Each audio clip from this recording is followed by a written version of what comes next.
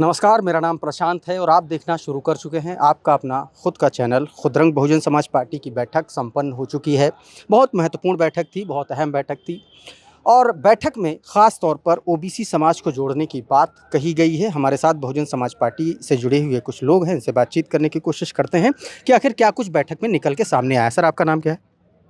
मेरा नाम ज्ञानचंद निषाद है। क्या कुछ हुआ आज बहुजन समाज पार्टी की बैठक में? राष्ट्रीय अध्यक्ष बहन कुंवारी मायावती जी के आदेश पर ये कहा गया भाईचारा की कमेटियां पुनः गठित होगी और सब सर्व समाज के लोगों का जैसे सम्मान 4 बार की सरकारों में होता था, कुछ दिनों से 12 सालों से इस संगठन बीएसपी का जो था वो मेन संगठन का संगठन था। जैसे कि मेन संगठन में सभी लोग होते थे, ये नहीं कि एक किसी जाति को विशेष भागीदारी दी जाती हो, सब समाज के लोगों को, जैसे कि भाईचारा को ख़त्म कर दिया गया था 10 वर्षों से, पुनः बहन जी ने भाईचारा को गठन करने का निर्देश दिया है। और क्या निकल के चीज़ें सामने आई, क्योंकि पीडीए का जिक्र है, जो प्रेस रिलीज आई उसमें 14 अप्रैल का जिक्र है, ख़ास तौर पर 27% जो आरक्षण की बात थी ओबीसी को, और उसमें जिस तरीके से बहन जी ने उस पर इम्प्लीमेंट कराया, चाहे वो प्रमोशन में आरक्षण की बात हो, तमाम सारे मुद्दों पर, उसको लेकर के क्या कहेंगे। और एक बड़ी चर्चा इस बात की थी कि बहुजन समाज पार्टी में ओबीसी का नेतृत्व नहीं होता था, चूँकि आप भी निषाद समाज से आते हैं और निषाद समाज के एक बड़े नेता उत्तर प्रदेश की योगी आदित्यनाथ की सरकार में मंत्री हैं, वो अपने आप को निषादों का सबसे बड़ा नेता कहते हैं। अब बहन जी के इस प्रयास को कैसे देखते हैं?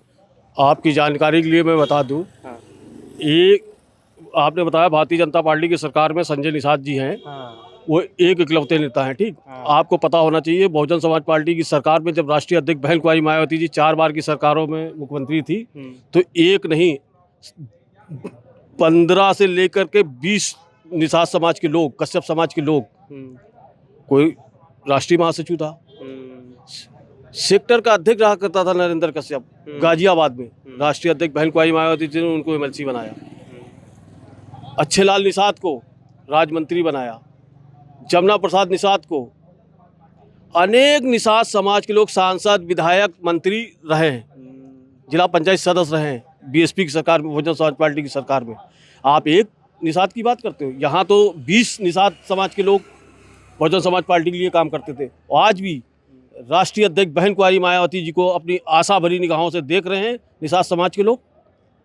जैसे कि आज मैं 25 वर्षों से बीएसपी में हूँ और बहुजन समाज पार्टी के नारे लगाता हूँ, सब समाज के लोगों के नारे लगाता हूँ, चाहे बाबा साहब हो, मानवर साहब हो, ज्योतिराव फूले हो, नारायण गुरु हो, छत्रपति साहू जी महाराज हो, राष्ट्रीय अध्यक्ष बहन कुंवारी मायावती जी को अपना आदर्श नेता मानते हुए मैं आपको बता देना चाहता हूं, बहुजन समाज पार्टी की राष्ट्रीय अध्यक्ष बहन कुंवारी मायावती जी सब समाज की नेता हैं, सब समाज की, जैसे कि चमार, पासी, धोबी, धानु, नट, कंजर, सोनकर, कटिक, निषाद, कहार, कुहार, तेली, तमोरी, लोहार, प्रजापति, सब समाज की नेता हैं। सब समाज के लोग बहुजन समाज पार्टी में जुड़े थे। आज किसी कारणवश जो लोग छिटके हुए हैं, आज आशा भरी निगाहों से बहन जी को देख रहे हैं। और हम लोग जब विधानसभा की बैठक करते हैं, उस बैठक में जाते हैं, लोगों को बुलाते हैं, बात रखते हैं, तो बड़े दबे मन से लोग कहते हैं कि हाँ, बहन जी की सरकार बहुत ही अच्छी थी। जैसे कि मुस्लिम समाज के लिए बहन जी ने आईएम रोड पर मुस्लिम विश्वविद्यालय बनवाया। मुस्लिम विश्वविद्यालय बनाया तो बहन जी ने ये सोच करके बनवाया था कि बच्चे यहाँ से पढ़ करके जब विदेशों से आएंगे तो नाम किसका होगा? यूपी का, इंडिया का, बहन जी का नाम होगा। जैसे कि स्मारक बहन जी ने बनवाए। जब बहन जी ने स्मारक बनवाए थे तो लोग जब एयरपोर्ट पे उतरते थे, गोमती नगर जा रहे होते तो 5 बार तो अपने घर फोन मिला करके पूछते थे कि क्या हुआ ये, मैं कहीं गलत जगह पे तो नहीं उतर गया? तो लोग कहते थे कि ये तो बहन जी ने बनवा दिया है। आज बहन जी जो स्मारक बनवाए हैं, अनेक प्रकार के स्मारक बने हैं, चाहे बाबा साहब का हो, चाहे मानवर साहब का हो, चाहे छत्रपति साहू जी महाराज का हो, चाहे भगवान बुद्ध का हो, तो आप देखिए ये राष्ट्रीय धरोहर है। ये राष्ट्रीय धरोहर है। किसी ने इमामबाड़ा भी बनवाया था, किसी ने भूल भुलैया भी बनवाया था, किसी ने ताजमहल भी बनवाया था। आज वो राष्ट्रीय धरोहर है या नहीं? बहन जी का नाम है कि नहीं? जिसने बनवाया था इमामबाड़ा, भूल भुलैया, ताजमहल, उसका नाम है उसी। अच्छा, एक बात बताइए मुझे, ये कहा जाता था कि ओबीसी समाज के लोगों को बहन जी कुर्सी नहीं देती थी, आज तो बैठक में तमाम सारे लोग थे।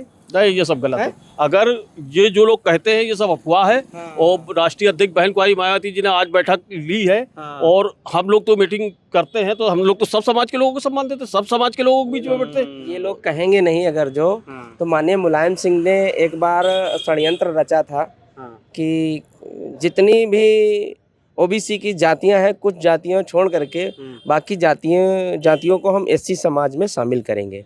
माननीय मुलायम सिंह की जी सरकार चल रही थी प्रेजेंट टाइम में, समाज को जोड़ा और उनको वोट दिया, सरकार बनी। उसके बाद माननीय मुलायम सिंह ने जानते क्या किया कि एक तरफ जो जिसको एससी में सम्मिलित करने के लिए बताया कि आप एससी में सम्मिलित हो गए, वो लोग तो अपना कोर्ट कचहरी के चक्कर लगाना शुरू कर दिया। उसके बाद जो मुख्य रूप से जो उनको काम करना था, उनको क्या किया कि नौकरी निकाली पुलिस में, खास करके सब यादव समाज जाके भर दिया।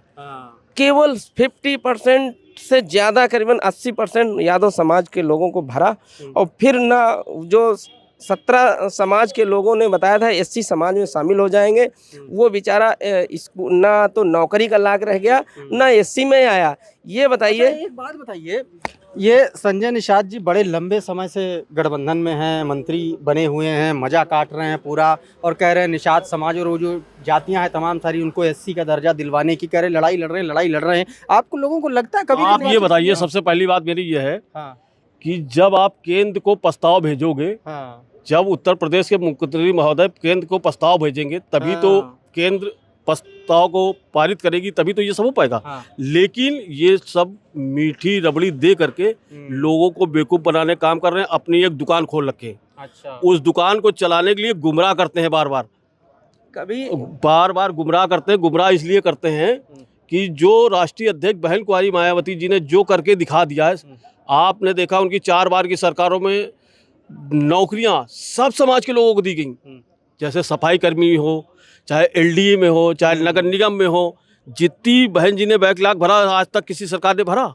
आज बच्चा BA, BCom, BSc, LLB, double MA किए घूम रहा है, और वो एक मूंगफली का ठेला नहीं लगा सकता, 500 पैदा करेगा उसमें। लेकिन वो एक बनिया की दुकान पे जा करके 5000 की नौकरी करने लगा। बनिया 15 दिन उससे नहीं बोलता है, 16वें दिन कहता है अरे बेवकूफ़, तू 15 दिन से यहाँ नौकरी कर रहा है, तुझे आज तक शक्कर का नहीं पता है। वो इसलिए कहता है कि 15 दिन के बाद ये छोड़ करके भाग जाए यहाँ से। अब बताइए। मैं ज्ञानचंद निषाद जी की आपने बात किया तो मुझे तो हंसी आती है ज्ञानचंद निषाद पे। वो तो इस तरीके की बात करते हैं। ये बताइए, कभी ज्ञानचंद निषाद से या राष्ट्रीय संजय निषाद जी जो है, कभी आपने सोचा, कभी आपने ये सोचा कि मतलब हमारा आरक्षण कहाँ से लागू होगा? ज्ञानचंद निषाद के पास तो संजय निषाद जी के पास कितने विधायक हैं? एक समर्थन से आप चुनाव लड़ रहे हैं, दूसरे की जैसे जेब में रखा जाता है ना, कि मोदी जी, योगी जी अपने जेब में रख करके जो मैं कहूँगा वही बोल, जो मैं बोलूँगा वही करना है आपको। उसके बाद ये बताइए, कभी क्या लेखपाल डीएम को सस्पेंड कर सकता है? आज जो प्रेस विज्ञप्ति आई बहुजन समाज पार्टी की, उसमें बताया है बहन जी ने पीडीए को परिवार डेवलपमेंट अथॉरिटी। सही कहा बहन जी।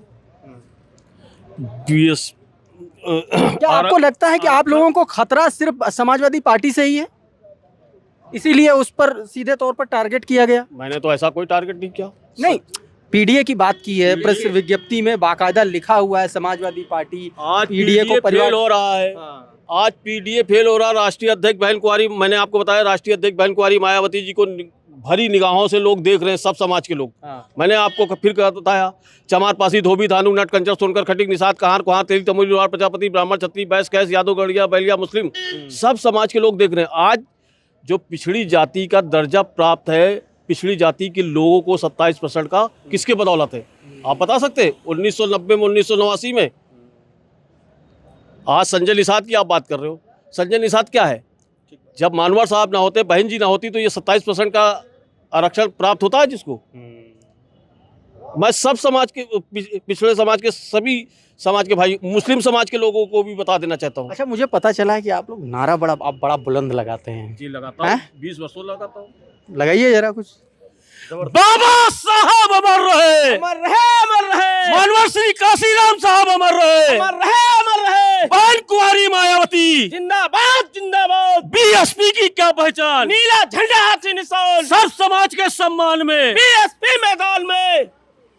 तो ये बहुजन समाज पार्टी से जुड़े हुए कुछ लोग और बहन कुमारी मायावती जी की बैठक, बहुत इम्पोर्टेंट बैठक 2027 के विधानसभा चुनाव से जुड़े हुए तमाम सारे ऐसे रणनीतिक फैसले जिसमें फोकस इस बैठक में कम से कम ओबीसी समाज को किया गया है। उन्होंने सीधे तौर पर बहुजन समाज पार्टी की प्रेस विज्ञप्ति में Samajwadi party, Congress party, Bharatiya Janata party का जो एक तरीका रहा है, बहन जी ने अपनी इस प्रेस विज्ञप्ति में सीधे तौर पर समाजवादी पार्टी के पीडीओ को टारगेट किया है, कांग्रेस के गांधीवाद को टारगेट किया है और भारतीय जनता पार्टी के आरएसएसवाद को टारगेट किया है। इन्हीं शब्दों में उन्होंने अपनी प्रेस रिलीज में इन्हीं शब्दों का जिक्र किया है। सबसे बड़ी बात यह है कि आने वाले वक्त में बहुजन समाज पार्टी की क्या रूपरेखा होगी, उस पर काम चुनाव से 2 साल पहले ही शुरू हो चुका है और ये बैठक आने वाले वक्त में बहुजन समाज पार्टी के इम्प्लीमेंटेशन को एक नया रूप देने की तैयारी के तौर पर देखी जा रही है। बहरहाल अभी के इस वीडियो में इतना ही। बहुत बहुत शुक्रिया, बहुत बहुत धन्यवाद। आप सभी जुड़े रहिए आपके अपने खुद के चैनल खुद रंग के साथ। नमस्कार।